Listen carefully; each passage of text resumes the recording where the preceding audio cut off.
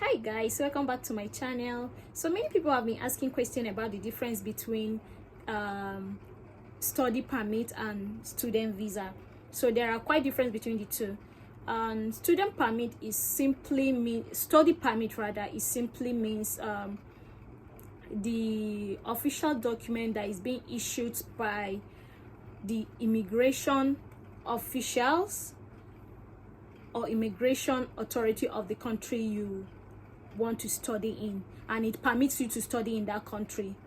And then while student visa is simply like a visitor visa, it's also called a visitor visa or electronic travel authority. In simple terms, it's called ETA. So this student visa or visitor visa allows you to enter the country. It gives you mobility to enter the country, but it doesn't give you the authority to study in that country. So for you to have student visa, you must have a study permit. That's a must, like it's mandatory for you to have that. So in recent time, Canadian government came up with a new law on student permit. So they decided to give out just 36,000 student permit compared to the number of student permit they gave out last year, 2023. So it's almost like a decrease of about 35% of the last year's student permit they gave out. So this is their law on student permit. So they also stated that each of these 36,000 student permit that they will give out is for each province or territory in Canada. So each of these territory or province in Canada will now give out the student permit to each universities or colleges in each of these provinces. So it's these colleges or universities that will decide the number of students that they will give the study permit to. So that's their new law on study permit. And also they say that this law on study permit, before you can apply for study permit, also you must provide attestation letter, and it's a must for you to provide attestation letter from. That means the attestation letter will come from the college or university you applied for your study. So more information on this has not been given out, but I think that for you to get the attestation letter is the school, that means the college or the university you apply to will give out this attestation letter. Canadian authority has given out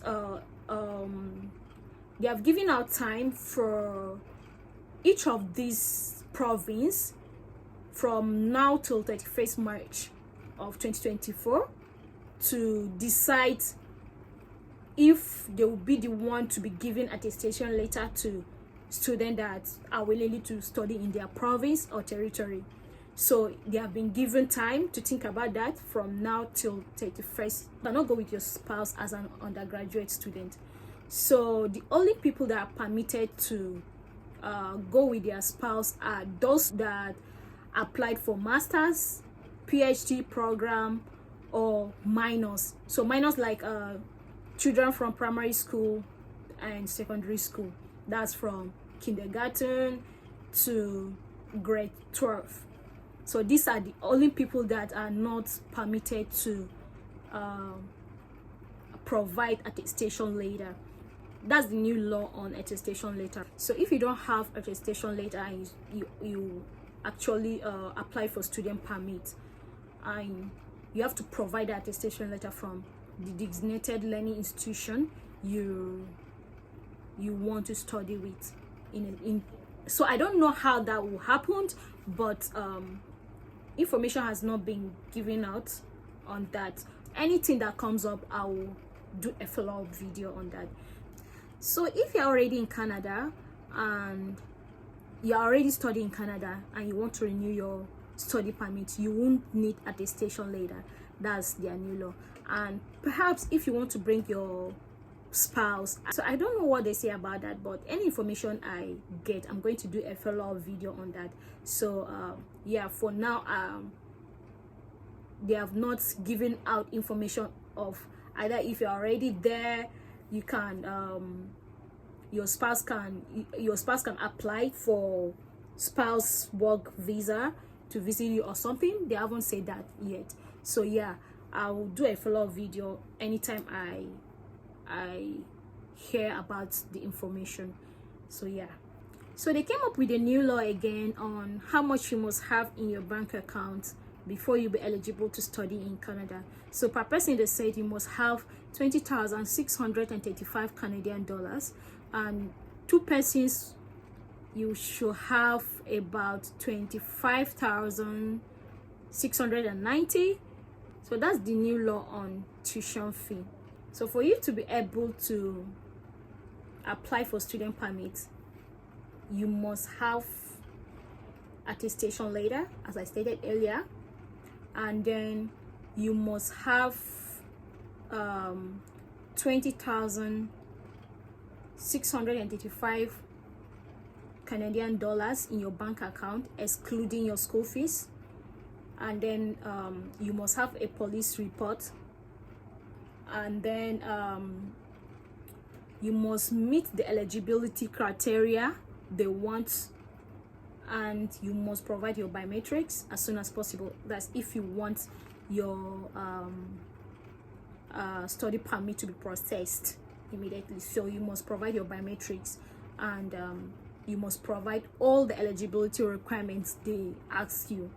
And also you must provide your secondary school or post-secondary school acceptance letter, and also you must pay your school fees for the first year of your study. You must pay that. Is it mandatory now? Like, that's the new law. You must pay, is a must.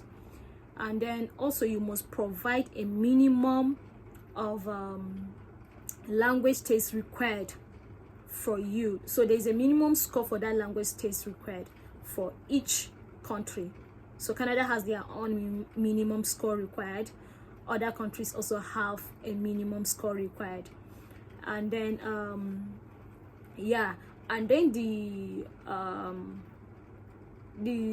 scored, like, the language test must not be more than 2 years of when you have taken the exam. It shouldn't be more than 2 years.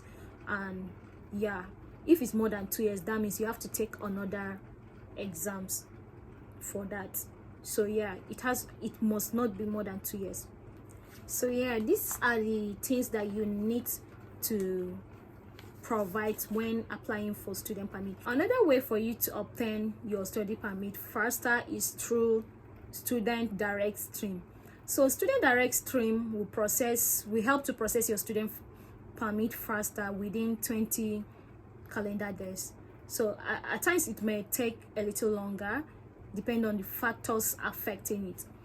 To be eligible for faster processing, you must be a legal resident of one of these countries that I'm going to mention. So you must be a legal resident of either Morocco, Senegal, China, India, Philippines, Peru, Pakistan, St. Vincent, Vietnam, Brazil, Barbuda, Antigua, and Trinidad. So you must be one of these legal resident of these countries, and then you must be outside Canada when applying for this student direct stream. You will get your study permit within 20 calendar days. So yeah, thank you for taking out your time to watch this video.